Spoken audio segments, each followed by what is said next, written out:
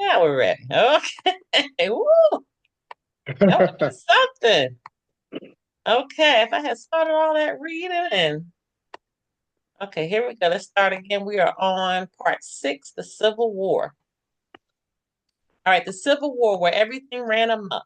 1860, Abraham Lincoln is elected president of the United States Commercial Company. March 27th, 1861. 11 congregational delegations from the southern states walk out, leaving the Congress adjourned without an agreed upon date to meet again. Lincoln formed a Delaware corporation doing business as the United States of America, Inc., and installed the remaining members of Congress as a board of directors to continue to conduct business. The third big lie. The lowercase United States of America never signed any service contract with Lincoln's new corporation doing business as the United States of America, Inc.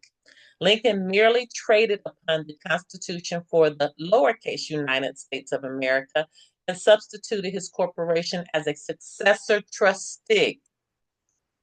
Please note, United States Commercial Company does not equal the United States of America, Inc., does not equal lowercase the United States of America, Inc., does not equal capitalize the United States, Inc., does not equal USA, Inc., does not equal US Corp., does not equal the United States of America, Inc., does not equal e pluribus unum, the United States of America Incorporated, and so on.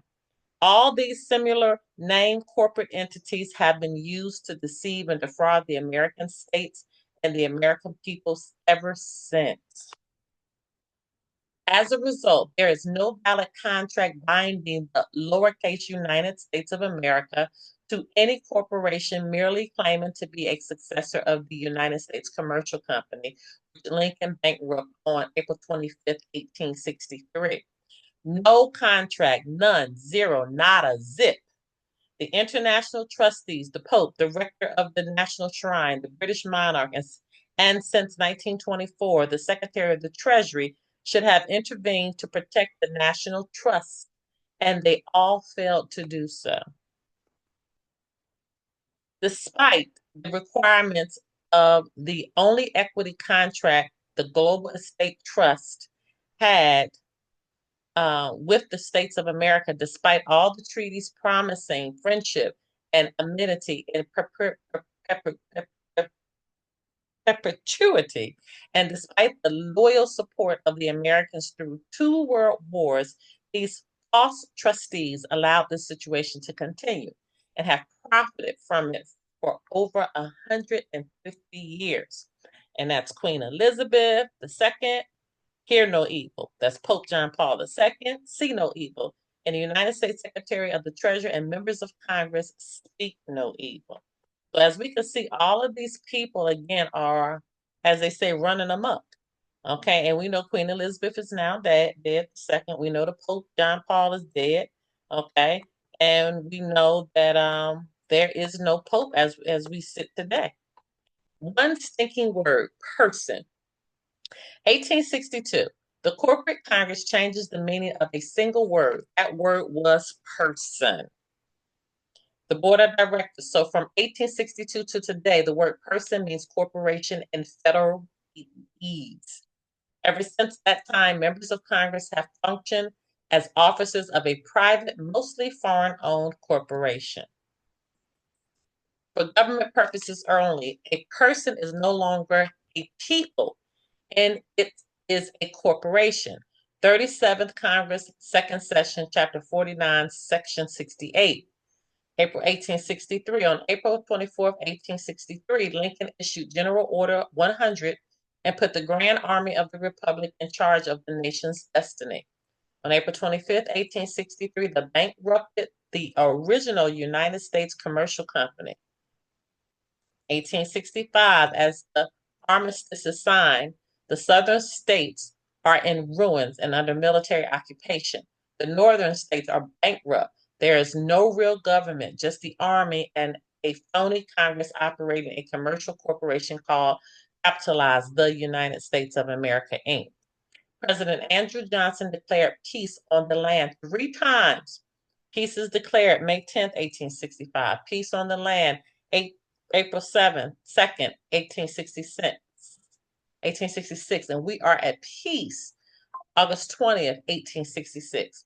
Yet, despite the armistice signed by Grant on the land and the peace declared by Johnson's, the Rump Congress, acting only as the board of directors of a private for-profit corporation, kept the war going in the jurisdiction of the sea. Together, the 39th and the 40th congressional sessions violated the Constitution of the United States of America. They charted under 6 different ways. Article 5, Section 5 was violated as shown by the House Journal, March 3rd, 1866. That's page 353. Article 3, Section 3 was violated by the Reconstruction Acts of 1867. Article 1, Section 9, Clause 3 was violated by the Reconstruction Acts of 1867. Article 4, Section 4 was violated by the Reconstruction Act's denial of a Republican form of government to the Southern states after the armistice. Article 1, Section 8, Clause 17 was violated by the 39th Congressional unlawful exercising exclusive legislation outside their district and allowed federal enclaves. And Article 4, Section 3 was violated when the 39th Congress formed unlawful de facto federal states within the organic states of the Union to operate as franchisees of the United States of America, Inc. Now, that one is huge. That one is huge. Poison in the Well, the Reconstruction Acts of 1867 to 68. Peace and freedom, members of Congress. The same corporate Congress claiming to represent the American states while acting as officers of a private for-profit, deceptively named Governmental Services Corporation, created 5 military districts in 10 southern states and allowed the military district commanders to appoint judges to run civil tribunals to deal with rebels still at large. This created a form of law called special admiralty or presidential admiralty, which is not addressed under any constitution and not allowed under any constitution then or now. The courts practicing it displayed a stars and stripes with a heavy gold fringe. The administrative abuse of both civil authority and military power has continued unabated for a lack of coherent and honest civil government ever since. More filth from the Rump Congress, the Corporate Constitution. In 1868, the Corporate Congress published its corporate articles and bylaws as a new constitution, which it gratuitously wrote all by itself and for itself. The document called the Constitution of the United States of America was purposefully given a deceptively similar name to the Constitution for the United Lowercase States of America to fool people, and it adopted much of the same language. It was a look-alike, sound-alike fake and a different kind of document entirely. This is huge information. As the articles and bylaws of a commercial corporation, there was no need for any ratification of amendments by the several states. Any states created under its auspices could only be franchises of the parent company anyway. Secretary of State William Seward simply declared the 14th Amendment to this Constitution ratified. Mere lip service was given to the process of ratification by the states. Yeah, don't worry. We ratified it properly. Sure, fellas, trust me, everything is fine. Go back to sleep.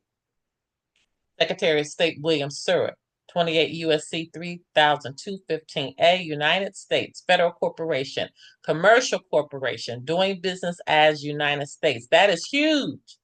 That is huge. So I'm telling you that right there, all of the stuff that I'm reading can definitely be used in a court case. The 14th bylaw, the 14th Amendment excludes American state citizens from voting in the private corporation elections held by the United States of America, Inc. American state citizens are referred to as peaceful inhabitants of the land, and they are specifically disenfranchised. The 14th, right and fraud upon the people. All persons, which means corporations and federalists and citizens of the United States. Didn't say United States of America. This is talking about the commercial corporation and subject to the jurisdiction thereof, which is not the jurisdiction of the land, but instead a corporate and commercial jurisdiction that existed only in the international jurisdiction of the sea. The 14th Amendment seems to be talking about people on the land, but instead it's talking about corporations belonging to the United States, Inc., operating in the jurisdiction of the sea. It is purposely, maliciously deceitful in every respect, designed to confuse anyone who wasn't in on the scam and aware of the federal meaning of person adopted in 1862. The same 14th Amendment established federal states, that is, state franchises of the federal corporation and extended territorial jurisdiction to them. Hot Dog Queen Incorporated today established state franchises in every state of the union, and because it's cheaper to operate under the laws of Bangladesh, all employees of these states will be paid $4 a day. A group of crooks running a private for profit, mostly foreign owned corporation usurped our rightful government.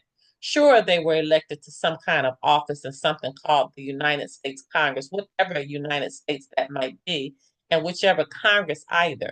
Was it the Congress of the United States, the Congress of the United States, lowercase, the Congress of the United States, all caps, or maybe the Congress of the United States of America, or maybe the U.S. Congress, or could it be?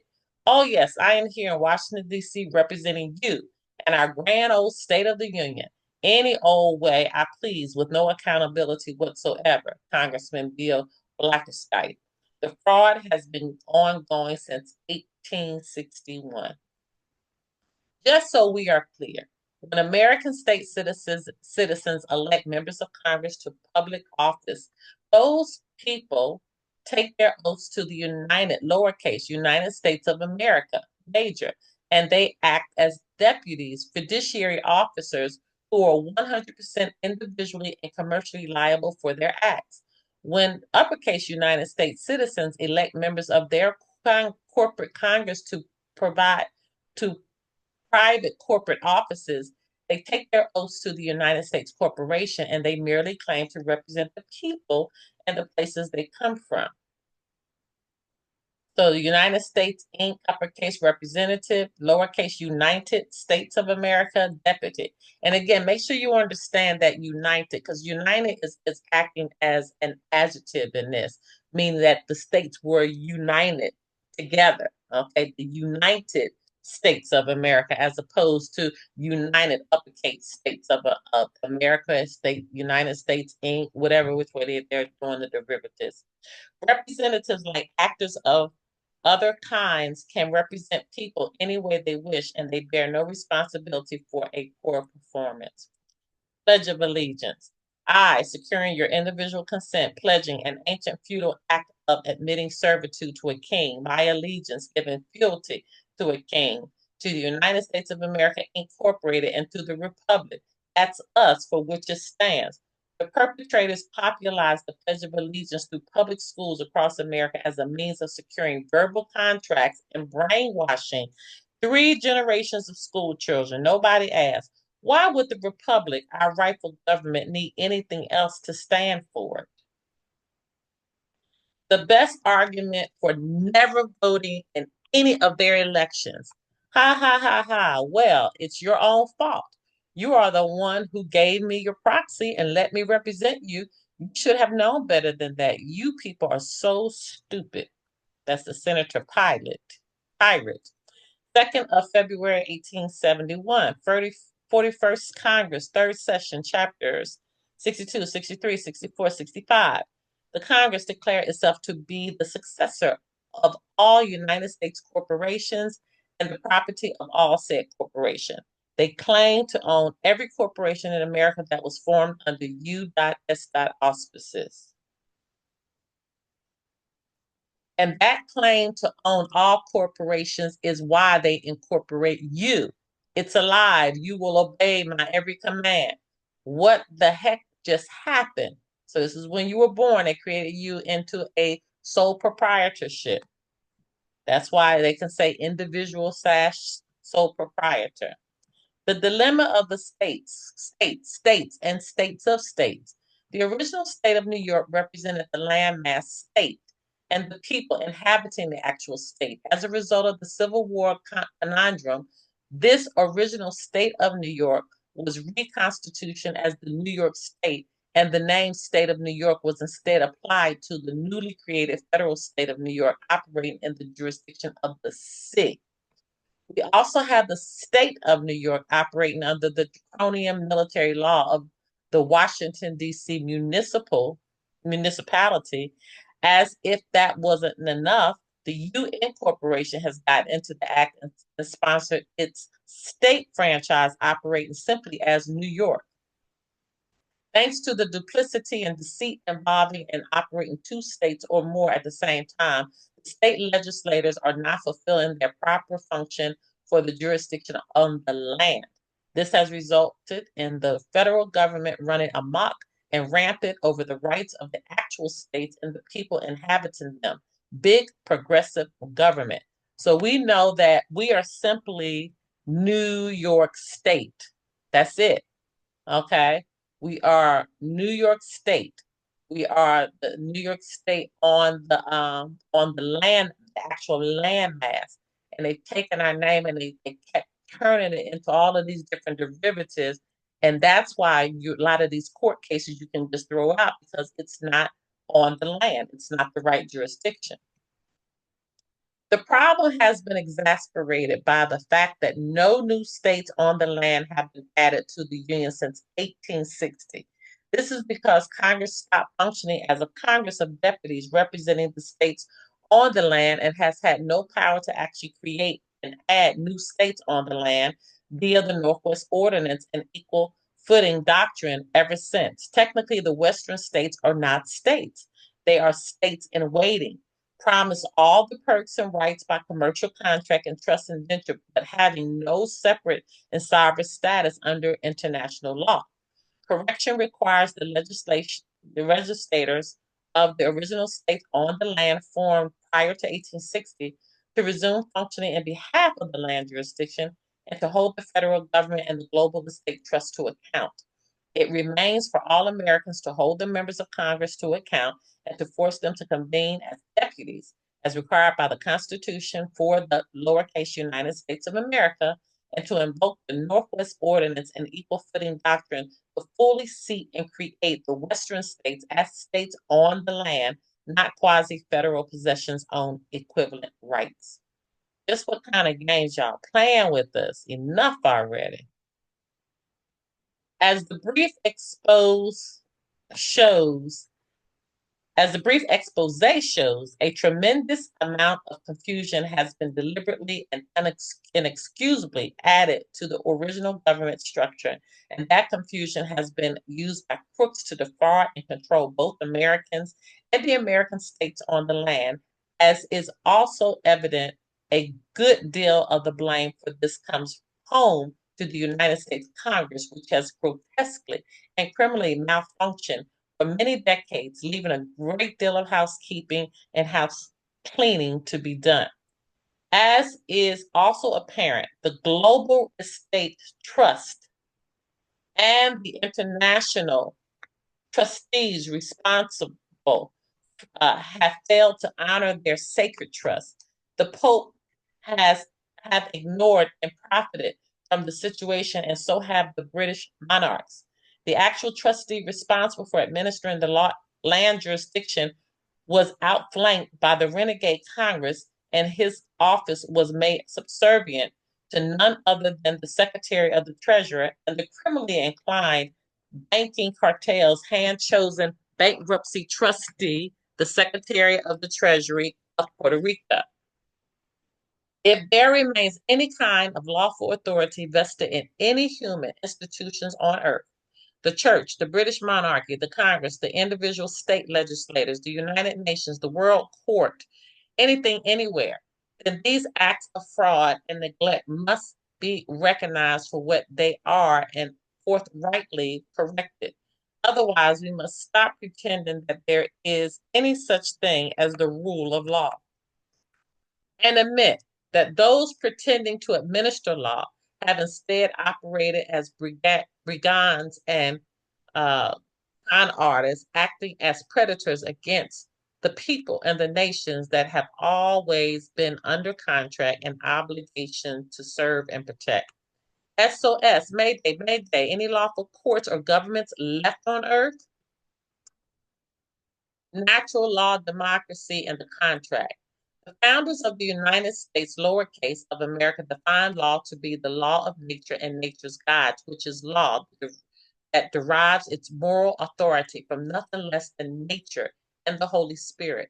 Men are born free to walk, talk, gather together, express their complaints, contract, work, trade, to have a home, to enjoy the fruits of their labor, own property, and do many other things freely by nature.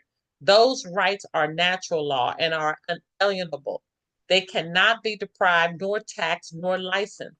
Those who live within the law are a law abiding, and those who live outside the law are outlaws, when on the land and pirates on the sea. The Bible forbids mankind from making legislation, Deuteronomy 4:2. And for Christians, the true law was further reduced to only two precepts: to love God, Matthew 22:37, and love your neighbor as yourself, Mark 12:31. These laws, if properly observed, are complete, entire, and sufficient for the conduct of all business, all relationships, and all needs. They lead directly to the moral behavior among men.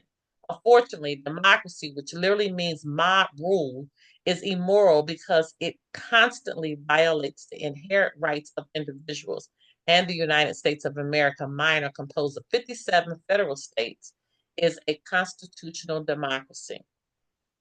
If 51% of your neighbors wish to eat you for dinner, they may do so by invoking majority rule in a democracy, which is precisely why our forefathers ordained and our contract with Global Estate Trust requires a Republican form of government, which respects the natural rights of individuals above the wishes of majorities. This is a major contractual failure on the part of the Global Estate Trust and those individuals and offices responsible for maintaining the rule of law.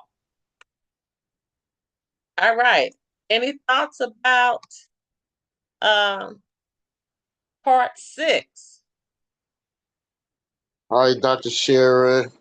Um, that was a remarkable read. I saw a lot of the. Can you hear me? I can. Yes. Okay. Yeah, I saw a lot of the laws that you have been discussing in a lot of the readings, and I saw the pharmacia that they have placed upon the land, which I guess a lot of people are not aware of, but it is how those documents were articulated, especially like when you conversed about the 13th and 14th Amendment, the fake amendments. Then also when you was discussing that democracy, which is just another synonym for demon secrecy, how they hid everything in plain sight, and then the timeline sequence of when they say we're in, it's just so breathtaking. So that's amazing. And you can see how when you learn this, how you Yeah. could literally shut down any court case because Yes. they can't fight history. Right. They can't fight what is. Right. And every part of the reading that had the remedy in there, like you just conversed in that capacity, is just overwhelming to see that in a book. This, when you were talking about the articles, how they just had the simplicity of the remedies just in plain. They had it right in plain sight. But we don't have anybody like you to go in there and ascertain and articulate it to us. You rarely will you see that because it talks about the all capital name United States government. Then that was talking about the beast rising from the maritime sea. And I think in Revelation said I saw a beast that was and is not. So this is that paradigm that they're disclosing. It's just so breathtaking. It is. And when you begin to understand it, when you begin to know how to articulate, you'll begin to see the Bible so differently because they have hidden all of the secrets right in the Bible, but people have been so dumbed down, they don't understand what they're really talking about.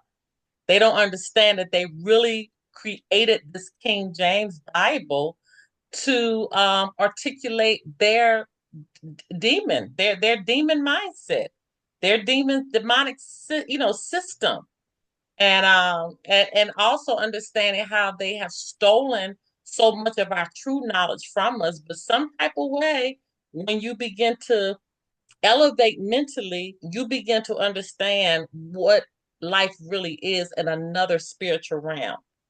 And a lot of people won't understand what I just said, but if you know, you know. Yeah. Dr. Sherry, also I wanted to implement, hey Harris, I've got to say hi to you. What I wanted to also say that they have I lost my train of thought but Take your time, yeah. hopefully it'll come back because I could see a lot of the stuff of the timeline sequence. I don't know if you. I'm pretty sure you're familiar with Daniel say would think to change laws and times. And it's like what's the guy name? My lunch break. What you Yes, talk yes. I don't about know his name, around but yes. time? Uh-huh. Yeah. So the paradigm shift from the kingdom. Like if you can unmask the law codes and statutes they have upon us from the age of the 1,000 years that the Christians are looking for that are implemented into these writings as opposed to us being in the year 2025 and subtract 1,000 years from it. And we're in this short period of the endeavors that you're conversing about this evening. Well, Mm-hmm. go here. I can just go for it. Mm-hmm. Mm-hmm. Some things and just see it and see how you give life to it when you are in the school and even the capacity. It also has the global bank in here, as you was reading. Did you catch that? Did you catch? I was hoping y'all caught that. I saw the global bank when I it was been hoping y'all caught that. we've been stealing our assets for many moves. I was hoping y'all caught that. I was hoping y'all caught that. I was like, there it is right there. It was even purposeful in the name, wasn't it? Right. Yeah. So that's amazing, Dr. Sherry. What's the name of this book again? I always forget Harrison knows. Harrison. You know, you know something is wrong when. Right, right. You know something is wrong when. An American Affidavit of Probable Cause Yeah. Okay. Any more by, questions? by Justice Yeah. Anna.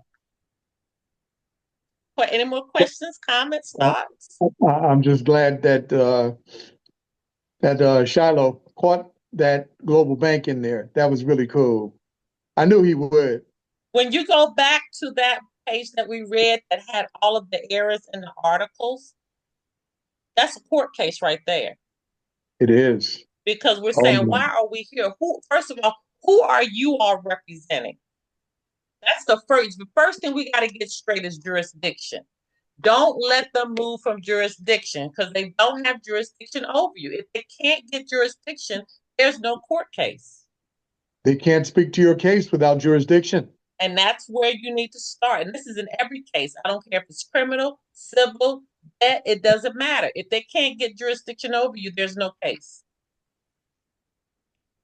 Oh, Dr. Sherry, I'd like to implement one more thing. Also, all capital United States, and it's Revelation said I saw a beast rise up out of the sea, having 7 heads and 10 horns. It could be speaking about washed in our capital. That is that beast that rises up out of the sea that is on the maritime law. And And you it know what has, I was thinking with that one right there? uh-huh. It could be all those derivatives too of the Right. United States. Oh, right. Because she make them all small, rich, and poor bow down with these laws, statutes, and codes in that capacity using the throne of England and America and United Nations is like a triangle how they have put this sorcery upon the land. But like that one reading disclosed it all if you could see it, you know. You Why like the Tyler, you like in chapter 6, huh? hell? Well, you know, it would go with the number six, you know, because that thing reveals all things. So it was just eye opening, you know, just to see, because people went, well, like it was saying, like a person was a corporation. We're just living people. People, they won't People. see it, right? They won't see it because of the fish scales that have been placed upon their eyes, which Jesus said he would remove them by spitting in their eyes. And so a lot of time when you're in your lectures, you're spitting in people's eyes trying to remove the fish scales. That's right. All right, well, let's keep going. Numbers chapter 7, more chancellery.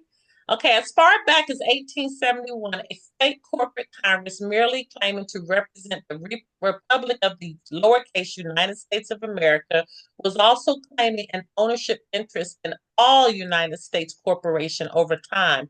They would claim to own all American corporations too. Stay tuned, campers. It gets a lot worse. Wink, wink. 1900 to 1904, the insular tariff cases. All right, so you know this is about to be interesting. All right, let me make this a little bigger. Hold on. All right, in a series of Supreme Court cases known as the insular tariff cases, Hoven and Allison versus Ebott, Downs versus Bidewell, and others, Congress got official permission to set up shop for itself. As a result of these decisions, Congress had the green light to create a separate nation for itself using the federal territories and possessions as states, complete with their land jurisdictions. Guam, Puerto Rico, American Samoa, and what just happened there? Okay, there you go. Okay. America Samoa, where'd I go? And the other insular states formed a union, lowercase, of American states and began operating as the lowercase United States of America minor. Remember, there's a difference now. You see that THE is lowercase. These people, it's just a mess. And then there's the uppercase THE. So no, there's two differences there. Okay. Another federation of states operated as a constitutional democracy and under a deceptively similar name. So now we're talking about Guam, Puerto Rico, and American Samoa. From then on, the Congress routinely referred to this entity as if it were referring to the continental United States. The criminal semantic deceits that began with the Civil War multiplied like rabbits in the spring. Any number of scoundrels having enough money to start with can establish themselves as a government because with money, they can hire soldiers, and with soldiers, extort more money and also compel general obedience to their will. Linsinger Spooner. Circa 1912, a group of mostly European banking interests plus some turncoat American bankers formed a private association and called it the Federal Reserve so that people would naturally assume it was part of the federal government. They combined resources to purchase a middleman spot for themselves between the Congress and the intended victims, all United States corporations. They bought the United States of America Incorporated together with its state franchises and agencies as a business venture. The members of Congress were now tacitly working for them. These banks took over the Governmental Services Corporation without a word to anyone. It was just a private corporate management change impacting the whole country and everyone in it. Why tell anyone? The Federal Reserve, which was always federal in the same sense as Federal Express, began operating familiar agencies like the U.S. Department of Labor and the U.S. Department of Agriculture and the U.S. Small Business Administration for private gain and to manipulate markets to lock up competing resources to establish monopolies for themselves, to buy off unions, and to establish punitive regulatory schemes. As a first step, they killed off the American railroads because they could make more money selling oil and gas products to any inefficient truck fleet. With Theodore Roosevelt's help, they kicked off the American conservation movement to gain control of resources and lock them away from development by competitors. It was never about pristine vistas and clean water. It was about locking up mineral deposits and stealing water rights. The EPA and the FDA were later created for similar reasons, not to protect the public, but protect markets and promote profits for the perpetrators and their friends. Pure and simple, the Federal Reserve Banks are a governmental services corporation that never had a valid contract with the continental United States in the first place and pretended to be the government, but they are not and never were and never can be. They are nothing but con artists who have defrauded us, stolen our assets in exchange. For worthless paper, manipulated commodity markets, controlled transportation, crippled development, and piled up mountains of odious debt against us, our organic states, and our property assets. Brought to you by the Federal Reserve and Congress. Debts. Someday this will all be yours. Odious debt, debt established by false pretenses, semantic deceit, or other means of fraud of which the victims are unaware and from which they do not profit. Such debts are void by definition and cannot be collected. These are your mortgages. These are your leases. These are your car notes. These are all these debts that they're talking about. So what is the national debt? In a debt credit system, every debt creates an answering credit. If there's a $25 trillion national debt, there is also a $25 trillion national credit. So let's talk about the national credit, which is owed by the banks and their pals to the American people and the organic states of the Union. The essence of fraudulent convertible debt is to create what appears to be a debt, but which is in fact a credit. Then get the victim to assume the fake debt and pay it, which leaves the perpetrator in possession of an equal amount of the extra credit, which they are then free to invest and use for their own profit. Every month across America, utility companies double bill for their charges. They charge off all their operating expenses against the credit of the American people at the U.S. U.S. Treasury, and then they send those same people billing statements, which appear to be bills for services rendered. They make sure that the victims pay up by threatening them with disconnection. Then they invest their purloined additional credit for the benefit of their organization. In this way, they build up immense capital credit funds accounts in the names of each victim, but the customer victims are never allowed to touch those accounts or make use of the credit. Variations of the same swindle have been used by the banks and the government agencies to milk and bilk the American people for 3 generations. These corporations have fed on us like parasites and grown fat and powerful from glutting on our credit and our assets. Parasitic crony corporations. The United States in 1913, Federal Reserve System. The Federal Reserve Bank and their cronies in Congress passed the Federal Reserve Act and established a fiat money system to be used by the United States Inc. and its many franchises as legal tender. The banks are given a license for 100 years to print money and receive the full face value of the bills plus interest as additional profit. So it cost them about 4 cents to print each Federal Reserve note, and they got the full face value of that bill back plus interest from the Americans. This was done despite every law against usury and despite the requirement for real money plainly stated in the Constitution for the lowercase United States of America. That was and is still in effect and still owed to the American states on the land. The money machine cost to print each FRN for a cent, face value of bills, dollar and up. Profit to bank, face value minus 4 cents plus interest. All right, I'll pay you tomorrow, or maybe next week, or maybe never. Federal Reserve, leech and parasite, Congress. Note the note scam. Federal Reserve notes like United States notes and George F. Schneidermeyer notes are nothing but IOU promises to pay later. The First National Bank of George F. Schneidermeyer note. Can you pay a debt with an IOU? What happens when you do that? Newsflash, you go deeper into debt. A negative plus a negative always equals a bigger negative. The Federal Reserve Association and its Board of Governors designed the Federal Reserve System as means to entrap Americans into internal indebtedness that could only increase exponentially. Every time anyone paid a debt with the Federal Reserve note, they accrued more debt for themselves. And they had no other practical choice than to use Federal Reserve notes because the Federal Reserve System had a legalized monopoly. The Federal Reserve System took no risk, paid nobody for anything, and simply collected the debt.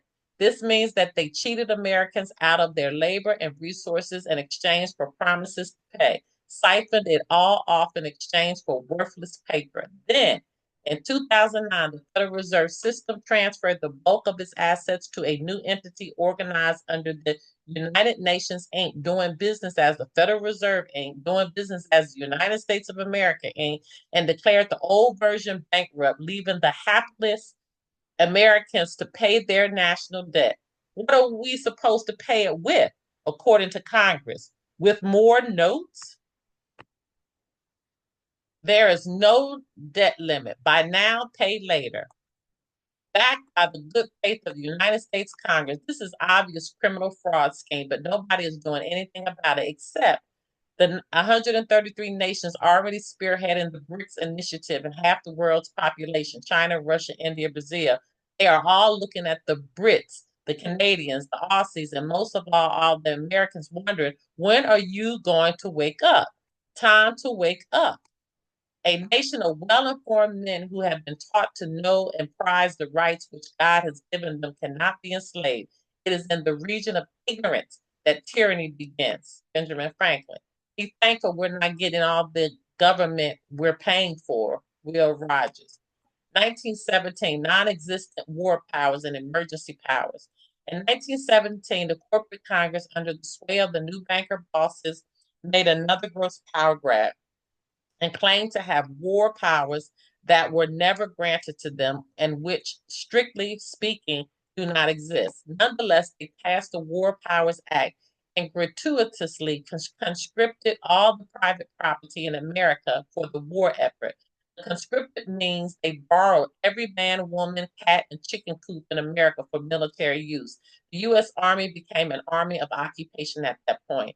They also came under the Hague Conventions, which required them to protect all combated civilians and their private property assets, including their natural and unalienable rights, which are material assets of the national trust, and to act as the faithful usufruct under the rules of usufruct established by the Hague Conventions, and to retain all civilian property unharmed and unencumbered by any debt resulting from their use of it. The Hague Conventions 4, Article 55, and the Laws of War 2, Article 3, forbidding changing status to a public citizen of the United States, Inc., are both provisions that the members of the Congress and the Joint Chiefs of Staff would rather ignore, but they really can't. They also can't ignore Section 21 of the Applications Appendix of the Trading with the Enemy Act, which specifically excluded American state citizens from being classified as enemies. All right, so when we come back, we got, let me see, chapter 8, 9, 10, 11, 12. So we'll either do 3 and 2 or 2 and 3 the next go rounds. But I think we got a lot of information, and it's important that we don't go too fast because each chapter is jam-packed with so much profound knowledge that you could just take this book into court and just give everybody a copy of it. I love it. Literally. I All love right, it. any final comments, thoughts? It reminds me of when Jesus drove out the money changers Okay. in the Bible. The Yeah. money changers, that's the people we're dealing with. The banks, the Mhm. bankers. And you have such a wonderful case in so many different areas that if you implement it right, because they use your body in fraud, having you go to defend a war that didn't even exist. Oh yeah, I was in the service. They got me so many different ways, and they owe me for my service, where I risked my life to defend the country, That didn't and then even all of my exist. yeah, and then all of my money and all my property and everything else, you know. Yeah, But it's true. yeah, It is true. yeah, I really like this. This is so jam-packed with information. yeah. It And, really and is. yeah, that last part that you read was very, very important. I'm just going to take a look at it here. Here it is. The Hague Conventions 4, Article 55 in the Laws of War 2, Article 3, forbidding changing status to a public citizen from a private citizen, obviously, to a public citizen of the United States, Inc., are both provisions that the members of Congress and the Joint Chiefs of Staff would rather ignore, but really can't. They also can't ignore Section 21 of the Applications Appendix of the Trading with the Enemy Act, which specifically excludes American state citizens from being classified as enemies, meaning enemies of the state.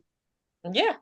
So you can literally just take that into court with your Oh, birth certificate, showing how this uppercase turned you into this corporate entity without your permission. So everything attached to it, you owe me, including this apartment lease. and the straw man and anything that belongs to it. Yeah, that's what I'm talking about, the birth Oh, yeah. certificate. Yeah. Oh, yeah. I also like the fact that there's a book called The Creature from Jekyll Island. We It would read that behoove one. everyone, it's in your school library. It would Yeah. behoove everyone to read that, because I actually heard it on a tape way back when I first started doing this over 20 years ago. And it's just amazing how they did it in secrecy and created that Federal Reserve on an island off the coast of North or South Carolina. Yeah. Why And did they do it? how they drove on a train Yeah, secretly. No one knew who they secretly. were. Oh yeah, yeah. No one Yeah. knew who they were. Yeah. Really, So really cool stuff. yeah, we read that one. Well, we read the first couple of chapters. I can't remember what book that was, but sometime last year. But it's a lot of great information. So when you begin to pull it all together, even I heard a judge one time quote from The Fruit from the Poisonous Tree. He literally quoted from it. I guess he So, had to. I guess he had to. and this was during the Young Thug trial. So they used it in the rap murder trial. So Wow. I'm trying to tell you how profound this information is when it's articulated correctly in court cases. Okay. All right, you guys. Any more final thoughts before we end for the evening? No. I don't want it to end. I don't want it to end. Well, we can't take our minds can't digest so much information. And the thing about it is that those last two chapters were so profound, you really needed to sink in. You really need to go back and reflect just on that, because that alone, like I'm gonna say it again, can win a ton of debt court cases, a ton. Okay. Don't worry. Don't worry. I'm gonna use mine. Yeah. It's All right, so you clear. guys. Huh? It's so clear. She breaks it down so clearly. It's so good. Yeah, it's like candy. It's like candy. All right, we will see you at our next meeting. I think will be Tuesday. I'll catch you live on TikTok. Thank you, Dr. Sherry. Thank you, everyone. You too. Bye-bye.